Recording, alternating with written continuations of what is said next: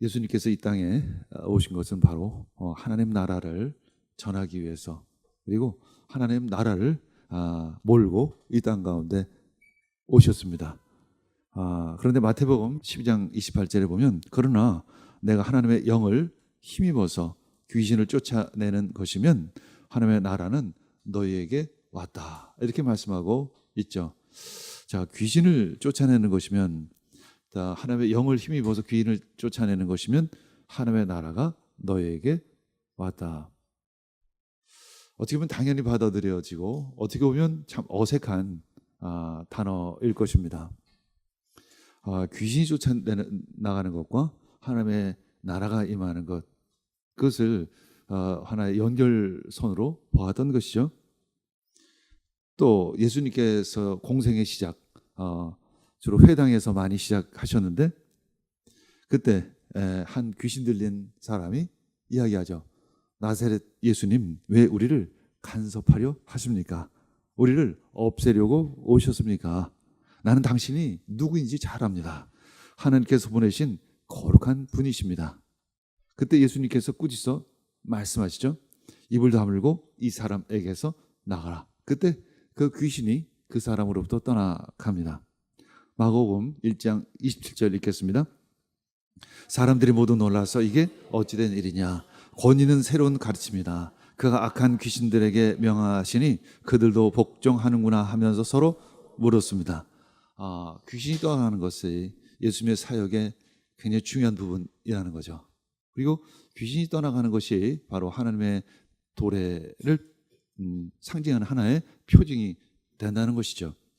이 영적인 영역, 귀신, 도대체 그것이 21세기 나에게 무슨 관계인가?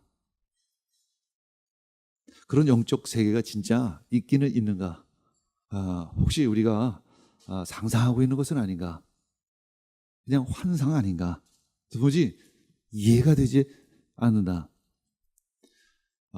내가 영혼이 있다는 것, 그리고 내가 주님과 어떤 영적인 교제를 나눈다는 거죠. 도대체 어떤 의미인가? 도대체 무슨 목적으로 그러한 일을 하는가? 가끔 우리가 뭔가 이해가 잘 되지 않을 때 반대로 생각해 볼 필요가 있습니다. 그럼 이 영적인 세계를 인정하는 것, 또 믿는 것과 반대되는 세계관이 바로 유물론적 세계관입니다. 모든 궁극적인 실제는 물질이라는 거죠. 정신적인 것이 아니라는 것입니다. 이것이 바로 이제 18세기에서 19세기 사이에 서서히 시작이 됐습니다. 이러면서 이제 진화론이 등장을 합니다. 그래서 지금 이제 결국은 하나님이 창조하셨느냐, 아니면 진화에 의해서 인간이 만들어졌느냐라는 논쟁 가운데 우리는 믿음으로 하나님이 이 세상을 창조하셨다라는 것을 믿고 있습니다. 그런데 사실 우리는 이 유물론적 세계관 가운데 살고 있다는 것이죠. 모든 것에 마치 근본이 물질인 것처럼 살아가고 있습니다. 우리의 삶의 목적이 마치 물질인 것처럼 살아가고 있습니다. 그런데 한편으로는 우리는 믿음으로 하나님께서 이 세상을 창조하셨다라는 그런 믿음을 가지고 있습니다. 하나님은 영이십니다. 그것도 이 우주 만물을 창조하신 방법 역시 우리가 이해하기는 참 어려운 방법이죠. 하나님의 말씀으로 창조하셨다는 거죠. 아니, 도대체 말씀으로 창조하셨다? 도대체 그게 무슨 소리인가? 나와 도대체 무슨 관계인가?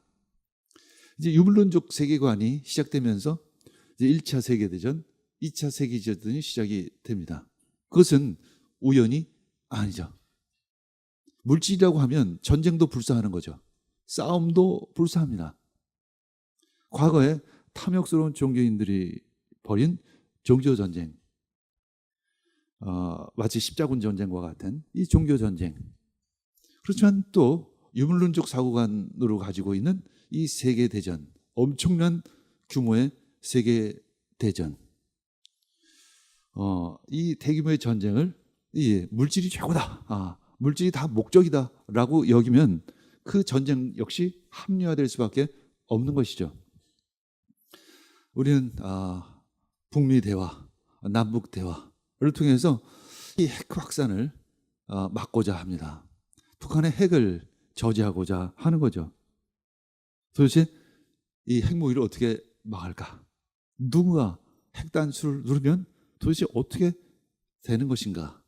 한마디로 인류는 멸망하겠죠. 우리는 그렇게 영혼보다는 이성을 중시하는 세계에 살고 있습니다. 지적인 것이 더 중요하다는 거죠. 믿음보다는 도대체 이해가 되어야 하는 것입니다. 나를 좀 이해 좀 시켜봐라 이렇게 이야기합니다. 도무지 이해가 안 된다는 거죠. 도대체 영적인 것, 도대체 그게 무슨 소리냐? 그리고 도대체 무슨 가치가 있고 도대체 무슨 의미가 있느냐? 이런 질문을 할 수밖에 없습니다. 지금 21세기 이 달나라를 넘어서 화성을 오고 가고 있는 이 세상, 이 과학이 이렇게 발전한 세계에서 도무지 영적인 것이 어떤 의미가 있느냐? 뒤집어서 다시 생각하면 이 이분론적 사고방식을 가지고 있는 사람의 결국은 무엇일까? 바로 허무주의라는 거죠. 결국은 쾌락주의입니다. 요즘 젊은이들에게 흔히 볼 수 있는 모습이 있습니다. 허무주의죠. 바로 3포 세대, 뭐 5포 세대, 뭐 N포 세대, 뭐 7포 세대 이런 얘기들이 다 결국은 허무주의죠. 소망이 없는 것입니다. 요즘에 N포 세대라는 말은 한마디로 꿈과 희망까지 포기해야 한다는 거죠. 더 나아가서 모든 것을 포기하는 세대가 바로 N포 세대입니다. 요즘 우리 모두는 N포 세대에 살고 있고 참 꿈과 희망이 없는 지옥과 같은 나라에서 살고 있다고 하면서 헬 조선에 살고 있다고 이야기를 합니다. 아니 도무지 이렇게 잘 사는 나라가 됐는데 왜 젊은이들은 우리나라를 지옥이라고 이야기를 할까? 앞뒤가 잘 맞지를 않습니다. 결국은 우리가 물질을 추구하면서 물질이 최고이고 물질이 최고적 목적이라고 생각했기에 그 끝은 바로 허무주의인 것입니다. 그러니까 그래 어차피 꿈도 소망도 없는데 대충 살자, 놀면서 살자, 그냥 쾌락을 추구하게 되는 것이죠. 물론 그 시작, 그 이유는 탐욕스러운 종교인들의 어떤 그 세속주의, 기복주의, 성공주의, 어떤 물량주의 이것에 대한 반발로 시작됐지만 사실은 우리는 진리를 압니다. 거짓 종교인이 있고 진실한 신앙이 있다는 것을 우리는 알고 있습니다. 사탄은 우리들의 마음을 조종하는 거죠. 그거 봐. 그 종교가 무슨 의미가 있어? 그 거짓이 무슨 의미가 있어? 그 가짜야 전부. 이렇게 이야기를 하는 것이죠. 진짜를 봐야 하는 것입니다. 진정한 그 하나님을 볼 수 있어야 하는 것입니다. 우리가 그 본질을, 그 근원을 물질로 볼 것인가 아니면 하나님으로 볼 것인가, 이것에 의해서 우리의 삶의 방향은 엄청나게 큰 차이를 두고 가게 되는 것입니다. 현재 그 중심에 미국이 있죠. 한편은 청교도 정신, 한편으로는 이 물질 만능주의가 함께 이어져 가고 있는 그 미국. 1920년대 미국은 이제 1차 세계대전을 겪고 이제 대량 생산으로 말미암아 엄청난 부를 경험하게 됩니다. 호황의 시대가 다가오기 시작을 합니다. 그러면서 이제 물질적인 풍요는 이 청교도 정신, 순수한 기독교 정신이 무너지게 하는 계기가 되어지기 시작합니다. 그리고 1929년은 이제 대공황으로 말미암아 이제 막을 내리게 되죠. 그래서 1920년부터 1929년도를 이제 재즈의 시대다 이렇게 이야기를 하기도 합니다. 우리가 잘 알고 있는 그 루이 암스트롱이 바로 1925년에 이제 그 악단을 창설하고 1930년대 최대 전성기를 맞이하죠. 우리 한국 재즈계의 데모가 우리 여기 계십니다. 한국 재즈 1세대 데모 박성현 성도가 우리 함께 예배를 드리고 계시죠. 얼마 전에 이제 삼성 자동차 그 CF에서 나왔던 그 음악이 있습니다. 바람이 부네요. 춥진 않은가요? 밤 깊어 문득 그대 얼굴이 떠올라.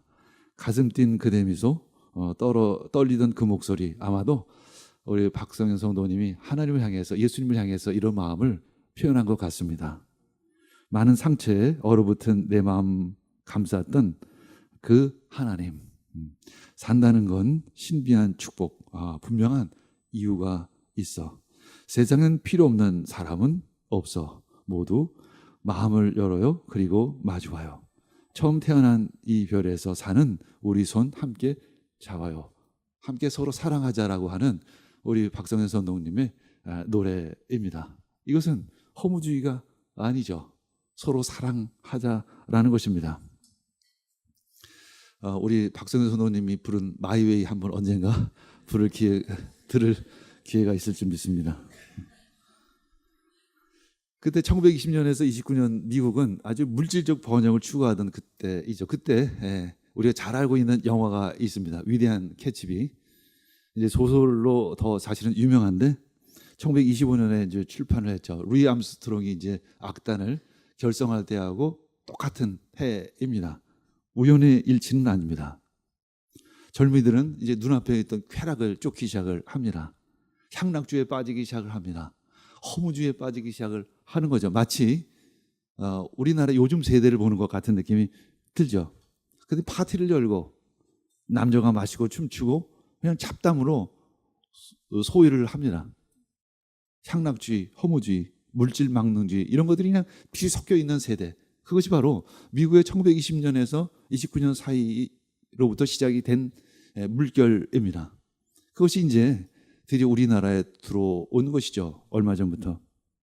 그러면 이제 이 소설에서는 이 캐치비가 왜 위대한가, 위대한 캐치비 이렇게 제목을 정했는데 당시에는 사랑조차 파고 사는, 마치 쾌락과 즐거움을 위해서 이제 사랑을 나누었습니다. 그리고 대부분의 사람들은 부귀 영화만을 위해, 자신만을 위해 그런 이기적인 삶을 살기 위해서 돈을 추구했던 그 시대였습니다. 근데 캐치비는 좀 달랐어요. 그 역시 불법을 지르면서 엄청난 부자가 됐습니다. 그러나 그의 목적은 달랐습니다. 그의 목적은 돈이 아니었습니다. 그의 목적은 사랑이었습니다. 그 사랑하는 사람을 얻기 위해서 애쓰며 불법을 저지르면서까지 부자가 된 것이죠. 그래서 작가는 그를 아주 위대한 사람이라고 부르는 것이죠. 그래도 비교적 다른 사람들에 비해서는, 그 세대의 사람들에 비해서는 순수했다는 거죠. 순수한 사랑을 지켰다는 거죠. 결과적으로 사랑을 이루지는 못했지만 캐치비는 그 순수한 사랑을 그 마음 가운데 간직했던 사람이다. 이렇게 얘기를 합니다. 왜냐하면 당시 1920년대 동부 지역 사람들, 영국에서 메이플라워를 타고 종교의 박해를 피해 미국으로 건너온 청교도들의 후예입니다. 그러나 그들이 진짜 얼마나 타락했는가를 그 소설은 보여주고 있는 것이죠. 마치 지금 우리 세대를 보고 있는 것 같은 느낌이 너무나도 많이 듭니다.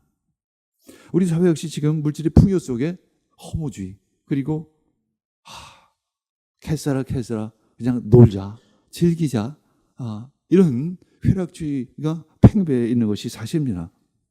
요즘 뉴스에서 이슈들이 도대체 무엇입니까? 그동안 감춰뒀던 것이 다 드러났죠. 쾌락, 돈, 마약, 연예인, 성매매, 무슨 성폭력, 퇴폐적인 파티, 무슨 파티, 입에 담을 수도 없는 그러한 단어들이 뉴스에서 속속 드러나기 시작을 합니다. 자아가 폭발을 하는 거죠. 스스로가 폭발할 수밖에 없는 것입니다. 그 유명한 연예인들을 보면, 그 스타가 된 연예인들을 보면, 더구나 성공해서 돈까지도 벌었던 그 연예인들의 모습들을 보면 스스로 폭파해버리는 모습을 볼 수 있습니다. 도무지 그 모든 것을 어떻게 할 수조차 없는 그런 모습, 감당이 안 되는 거죠. 열심히 일을 해서 돈을 벌어서 부자가 되어야만 그것이 감당이 되는데, 일확천금을 얻게 된 그들은 감당이 안 되는 거죠. 도대체 이것을 어떻게 써야 할지도 모르는 것입니다. 도대체 내가 왜 사는지조차도 모르게 되어지는 것입니다. 요즘 우리나라 대부분의 부자들이 사실은 부동산으로 돈을 벌었습니다. 부자가 아니더라도 보통 사람들도 대부분 자기 집이 어느 날 보니까 2배, 3배, 10배, 20배, 30배, 100배 이렇게 뛰어올라서 부자가 되는 것이 사실입니다. 열심히 일을 해서 번 돈이 아니죠. 자녀들이 그것을 다 번 것입니다. 근데 일할 맛이 안 나는 거죠. 도대체 내가 일을 해서 언제 저 돈을 벌어? 말이 안 되는 것입니다. 그러니까 허무주의에 빠질 수밖에 없습니다. 꿈과 소망을 잃어버릴 수밖에 없는 것이죠. 그러니까 놀자, 대충 살자. 스티븐 테일러는 이렇게 말합니다. 돈이 많을수록 우리가 쾌락에 더 많이 접근할 수 있다는 사실, 우리를 그것을 알아야 한다는 것입니다. 그러나 이 물질주의, 향락주의가 가져다 주는 흥분감은 아주 일시적이라는 것입니다. 쾌락 단추를 누를 때 나오는 활기 넘치는 소리는 잠시 후에 사라져버리고 우리는 다시 출발점으로 돌아와 있게 된다는 거죠.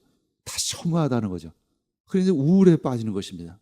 그런데 요즘 현대인들이 우울증이라는 병이 엄청나게 심각한 것입니다. 전도서에서 솔로몬은 말합니다. 헛되고 헛되도다. 사실은 맞습니다. 헛됩니다. 그러나 헛된 것의 끝이 도대체 어딘가? 솔로몬은 이렇게 고백을 합니다. 나는 여러 가지 큰 일을 다 성취했다. 궁전도 지어보고 여러 곳에 포도원도 만들어 보았다. 남녀 종들을 사들이기도 하고 집에서 시종들을 태어나게도 하였다. 은과 금, 임금들이 가지고 있던 여러 나라의 보물도 모아 보았으며 남녀 가수들도 거느려 보았고 남자들이 좋아하는 처첩도 많이 거느려 보았다. 드디어 나는 일찍이 예루살렘에 살던 어느 누구보다도 더 큰 세력을 가진 사람이 되었다. 어떤 차관이 생각이 납니다. 지혜가 늘 내 곁에서 나를 깨우쳐 주었다. 원하던 것을 나는 다 얻었다. 누리고 싶은 낙은 무엇이든 삼가지 않았다. 나는 하는 일마다 다 자랑스러웠다. 이것은 내가 수고하여 얻은 나의 몫인 셈이었다. 그러나 내 손으로 성취한 모든 일과 이루려고 애쓴 나의 수고를 돌이켜보니 참으로 세상 모든 것이 헛되고 바람을 잡으려는 것과 같고 아무런 보람도 없는 것이었다. 결국은 이 전도자는 이렇게 고백을 하는 것입니다. 요즘 재벌 2세의 그 타락을 보는 거죠. 마약과 파티 이런 것들을 즐기면서 허무주의에 빠져서 쾌락을 만끽하는 그들의 모습. 그들은 삶의 목적이 있을까요?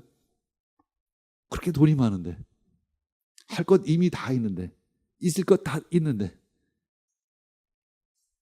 그러니 그런 쾌락에 빠질 수밖에 없는 것입니다. 그래서 전도서 12장 7절 8절 읽겠습니다. 시작. 원래 왔던 흙으로 돌아가고 숨이 그것을 주신 하나님께 돌아가기 전에 내 창조주를 기억하라. 전도자가 말한다. 헛되가 헛되다. 모든 것이 헛되도다. 저 역시 20년 이제 교수 생활을 마치고 30년 이제 사회 생활을 마치고 딱 드는 생각이 일장 춘몽. 딱 그 네 단어가 생각이 났습니다. 참 남는 게 아무것도 없구나. 그러나 우리의 끝은 다르죠. 끝은 쾌락이 아니라 하나님이십니다. 우리가 찾을 분은 창조주 하나님밖에 없구나. 그러면서 말하면 창조주를 기억하라. 그리고 창조주를 두려워하라 말씀합니다. 그런데 요즘 현대인들을 보면 두려워하지는 않습니다. 두려워할 것이 없죠. 그러나 말씀합니다. 창조주를 두려워하라고 말씀하십니다. 우리 마음 가운데 항상 하나님에 대한 경외함과 함께 하나님에 대한 두려움이 있어야 하는 것이죠. 그분이 심판하시기 때문에 그런 것입니다. 그분이 판단하시기 때문에 그런 것입니다. 태초에 하나님이 천지를 창조하셨습니다. 이것을 믿지 않으면 우리는 그저 헛되고 헛되도다 라고 하면서 이 세상은 참 허무해 라고 하면서 쓸쓸히 죽어갈 수밖에 없는 것입니다. 그러나 태초에 하나님이 천지를 창조하셨다라는 말씀 이전에는 물질 세계가 있기 전에 이미 하나님이 먼저 있었다는 거죠. 이 물질 세계가 있기 전에 이미 영적 세계가 있었다라는 것입니다. 하나의 모든 것의 근원이 되신다는 것입니다. 우리가 이해하건 말건, 우리가 믿건 말건 이것은 사실이라는 것입니다. 그리고 이 우주 만물, 우리가 보이는 이 모든 것은 보이지 않는 하나님의 말씀, 그 진리에 의해서 창조되었다는 것입니다. 여호와 하나님이 흙으로 사람을 지으시고 생기를 그 코에 불어넣으시니 사람이 생명이 되었다는 것입니다. 우리는 흙으로 만들어진 몸을 가지고 있지만 우리에게는 또한 영혼이 있다는 것입니다. 죄는 바로 이 혼의 반란이죠. 몸뚱아리가 최고다. 나만 내가 최고야. 바로 이것이 죄의 시작인 것입니다. 예수님께서는 이 땅 가운데 오셨습니다. 그럼 예수님께서 오셔서 가장 먼저 해야 할 사역이 도대체 무엇일까? 영적인 것을 회복하는 일인 것입니다. 영적인 세계를 우리들에게 보여주시는 일, 그것이 가장 먼저 해야 할 일이셨다는 것입니다. 우린 지금 이상하게 여기고 좀 그것을 덮으려고 생각을 합니다. 왜냐하면 잘 이해가 되지 않으니까. 그래서 성경에서 이 영적인 부분, 이 초자연적인 부분은 제외시키기를 원하는 거죠. 도덕적인 것, 그리고 이성적인 것으로 이해할 수 있는 부분만 보기 시작을 하는 것입니다. 그리고 그것만 받아들이기 시작을 하는 것입니다. 그리고 심리학적인 어떤 자기개발서, 뭐 이런 비슷한 것으로 하나님의 말씀을, 성경의 말씀을 축소하기 시작을 하는 것입니다. 뭐 하면 된다. 긍정적으로 생각해라. 그러면 잘할 것이야. 라고 얘기합니다. 이것은 바로 이 성경적인 세계관을 이 유물론적 세계관에다 아주 섞어버린 것이죠. 짬뽕을 시켜버린 것입니다. 아무것도 쓸모없는 것이 나올 것입니다. 아무리 맛있는 것도 똥물에다 섞으면 먹을 수가 없습니다. 아무리 맛있는 것도 똥물 한 방울만 떨어져도 먹을 수가 없는 것이죠. 그런 것으로 이 성경의 말씀들을 왜곡시켜버린 것입니다. 그런 것들이 참 편한 것이죠. 그래야만 이해가 되고 그래야만 이성적으로 받아들일 수 있기 때문에. 그래서 예수님의 사역을 이해가 되지 않는 것입니다. 그래서 예수님을 마치 그냥 도덕 군자 정도로 여기기를 더 좋아하는 것입니다. 예수님의 사역의 시작은 성령 세례를 받는 것으로 시작을 합니다. 그리고 광야에서 마귀와의 싸움으로 예수님의 공생애는 시작이 됩니다. 누가복음 4장 2절 읽겠습니다. 40일 동안 악마에게 시험을 받으셨다. 그동안 아무것도 잡수시지 않아서 그 기간이 다하였을 때는 시장하셨다는 것입니다. 예수님께서 가장 먼저 해야 할 일은 당연히 영적 세계의 회복인 것입니다. 마귀와의 전쟁이었던 것입니다. 왜냐하면 인간의 죄악으로 인해서 이 세상이 사탄의 지배하에 들어갔기 때문에 그런 것입니다. 예수님은 사탄의 세력을 물리치기 위해서 이 땅 가운데 오신 것입니다. 십자가가 도대체 무엇일까? 몸을 십자가에 못 박는 것입니다. 그렇게 우리가 애지중지하던 그 몸을 십자가에 못 박는 것입니다. 굉장히 큰 의미가 있죠. 우리 모든 인간들은 내 몸을 최고로 여겨왔었습니다. 그런데 도무지 예수님은 그 몸뚱아리를 십자가에 못 박아 버리는 것입니다. 그리고 십자가에서 죽으시는 것입니다. 그리고 부활하시는 것입니다. 그리고 신령한 몸으로 회복되어 지시는 것이죠. 그리고 우리들에게 성령을 부어 주시는 것입니다. 사도행전 1장 8절 읽겠습니다.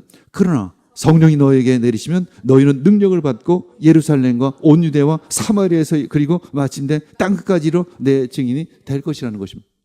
우리는 너무나도 자주 들었던 말씀입니다. 그런데 오늘 아침에 제가 이 말씀을 들을 때 또 새로워지는 것입니다. 왜 그럴까요? 성령님이 우리들에게 임하셔야만 우리들은 우리들의 삶을 시작할 수 있다는 것이죠. 온전한 삶을 시작할 수 있다는 거죠. 몸뚱아리에 의한 삶이 아니라 영적인 삶, 하나님의 뜻으로 시작되어지는 삶을 살아갈 수 있다는 것입니다. 예수님은 제자들 영적인 영역의 사역자로 부르는 것을 볼 수 있습니다. 예수께서 이제 12명의 사도를 세우십니다. 이것은 예수께서 그들을 자기와 함께 있게 하시고 또 그들을 내보내어 말씀을 전파하게 하기 위해서라고 말씀하십니다. 그러면서 한 가지 무기를 주십니다. 그 무기가 도대체 무엇일까? 마가복음 3장 15절 읽겠습니다. 시작. 귀신을 쫓아내는 권능을 가지게 하시는 것이었습니다. 물론 이것이 10가지 무기 중에 한 가지 무기라면 우리는 이해가 되겠죠. 그런데 오직 이 한 가지 무기만을 주시면서 복음을 전하라는 것입니다. 그 이유는 도대체 무엇일까? 첫 번째, 탈환해야 될 영역은 이 영적 영역이기 때문에 그런 것입니다. 그러면 누가복음 10장 17절 읽겠습니다. 시작. 72사람이 기쁘며 차서 돌아와 보고하였다. 주님, 주님의 이름을 대면 귀신들까지도 우리에게 복종합니다. 이것이 복음을 전한 후에 돌아와서 제자들이 예수님께 말한 한 가지 내용입니다.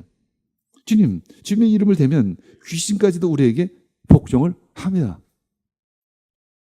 영적인 영역이 지금 회복되어지고 있다는 것이죠. 하늘에서 이루어진 이 하나님의 뜻이 이 땅에서도 이루어지기 시작을 하는 것입니다. 하나님의 나라가 이 땅 가운데 침투해 들어오고 있는 것입니다. 성령님이 내 몸뚱아리 안에까지 침투해 들어오고 있는 것이죠. 그래서 전도자는 다시 말합니다. 육체가 원래 왔던 흙으로 돌아가고 숨이 그것을 주신 하나님께로 돌아가기 전에 너의 창조들을 기억하라. 전도자가 말한다. 헛되고 헛되다. 모든 것이 헛되다. 그러니까 그 창조주 하나님을 기억하고 그 하나님께 돌아가라고 말씀합니다. 어떻게 하면 그 창조주 하나님께 돌아갈 수 있을까? 걸어서 갈 수 있을까요? 도대체 어떻게 그 창조주 하나님께 돌아갈 수 있을까? 내 성령님이 내 안에 오시면 그 창조주 하나님이 누구인지를 알게 됩니다. 그분과 교제하기 시작을 합니다. 그분의 말씀대로 살아가기 시작을 하는 것이죠. 우리는 육신을 따라 살지 않고 이제 성령을 따라 행하기 시작을 하는 것입니다. 우리는 성령으로서 몸의 행실을 죽이는 것입니다. 성령으로서 몸뚱아리의 그 행위를 죽이는 것입니다. 우리는 성령을 쫓아 행하고 육체의 욕심을 이루지 않는 것이죠. 전도서 12장 13절 읽겠습니다. 할 말은 다 하였다. 결론은 이것이다. 하나님을 두려워하여라. 그분이 주신 계명을 지켜라. 이것이 바로 사람이 해야 할 의무라는 것이죠. 이것은 어떤 한낱 목회자가 평생을 목회한 목회자가 한 말이 아니라 세상을 겪어볼 만큼 다 겪어보고 한마디로 놀 만큼 다 놀아보고 가질 만큼 다 가져본 한 사람의 고백인 것입니다. 할 말은 다 하였다. 결론은 이것이다. 하나님을 두려워하라. 우리 현대인들은 너무 두려워하지를 않습니다. 단지 두려워하는 것은 이 세상, 그리고 돈만 두려워하는 것이죠. 그러나 우리가 진정 두려워해야 할 것은 하나님이십니다.